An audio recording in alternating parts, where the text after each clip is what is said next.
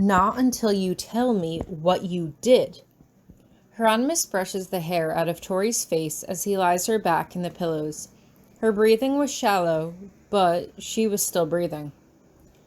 Tori needs to rest, Trinity tells him. And I don't mean catching a few winks. She needs rest. Hieronymous shakes his head. What are you talking about? She having her night terrors again? Trinity glances down at Tori before glancing back up at him, raising an eyebrow. I'm not sure, Hieronymous begins nervously. Had Tori been having night terrors again? If she did, she didn't wake him up. But why would she turn to Trinity, of all people, to talk about it? Oh, she ain't told me nothing, Trinity replies, as if reading his thoughts. I told you last year when I brought that girl back that I'd be keeping an eye on her. I've been keeping my word, just as I said. Perhaps his mind hadn't woken up yet, but Hieronymous just shakes his head in confusion. I don't understand. No, I reckon you don't, Trinity replies. What'd you remember about that night? He doesn't even have to ask. I remember you healed her. Van Brun kept her alive, and then you healed her. Ain't that simple, Trinity replies with a shake of her head. The poor thing didn't make it. Hieronymous just stares her down. He glances down at Tori as if to make sure she was still physically there before he turns back to her. I remember everything that happened. She was fading.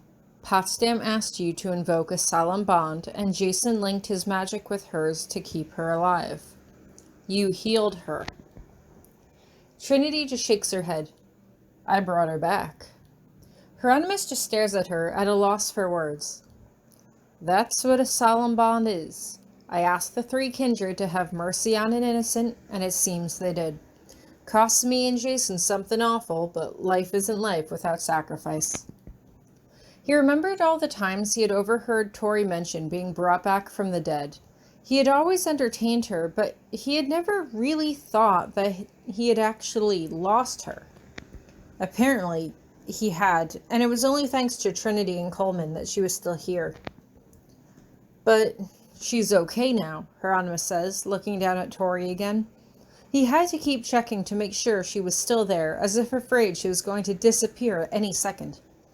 Suddenly, this seemed like one horrible, cruel dream, and he was about to wake up and find that the past year had simply been the delusion of an insane man, and Tori hadn't survived at all. Tori will never be okay, Trinity replies with a firm shake of her head. The way you practice magic ain't the way I practice magic, but it's the same stuff.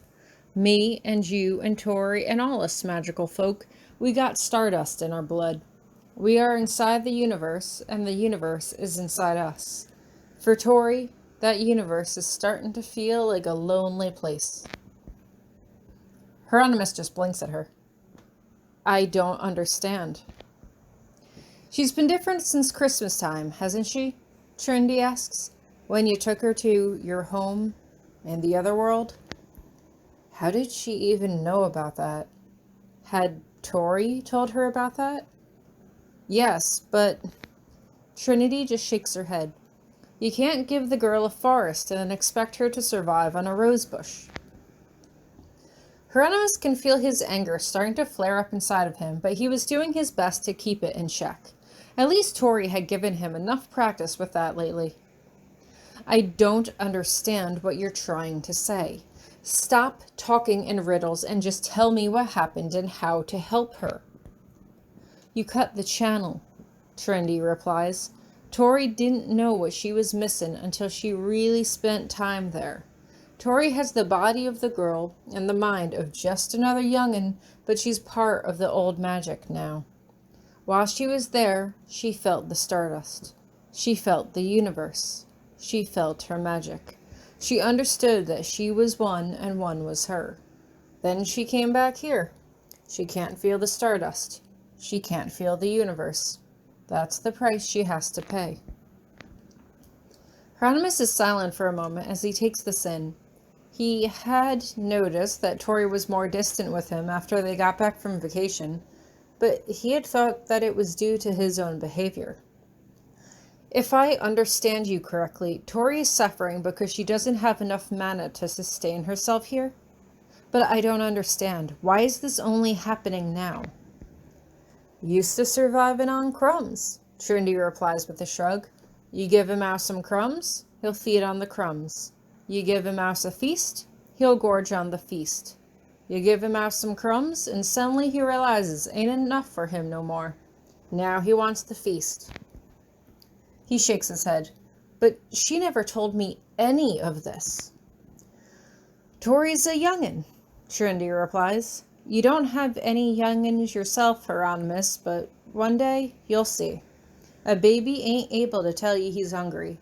He feels a pain in his belly, but he doesn't know that's hunger. Instead, he'll just cry his pretty head clean off until he gets food. Doesn't know why food makes it better, just knows it does. Hieronymus pauses as he considers this. Tori has been more emotional lately. She cries all the time. She just seems sad for no reason, and I don't know how to help her. Ain't for no reason, Trinity replies as she shakes her head. Tori ain't just your girl anymore. She's one with the world now. She don't know it, but she's starting to learn it. He couldn't tell Trinity about Musette, of course, but maybe that's why Tori had put herself out there in order to help her. Hadn't he just told her that one of his favorite things about her was how much she cared? He thought that it was unique to Tori, but perhaps the magic that helped bring Tori back to life helped her become more connected to everyone, to everything. It would certainly explain how she had been acting now. She was upset, but like Trinity had said, she didn't know how to put it into words to describe what she needed. Suddenly, something clicks in his head. She hasn't been eating, he says suddenly. She didn't eat in the other world either. Food ain't gonna fix this, Trinity says as she shakes her head. Tori died. When's the last time you heard of someone coming back to life without any consequences? Hieronymus shook his head. I think I understand now. Just tell me what to do. Just tell me how to help her. Trinity pauses for a moment as she shakes her head.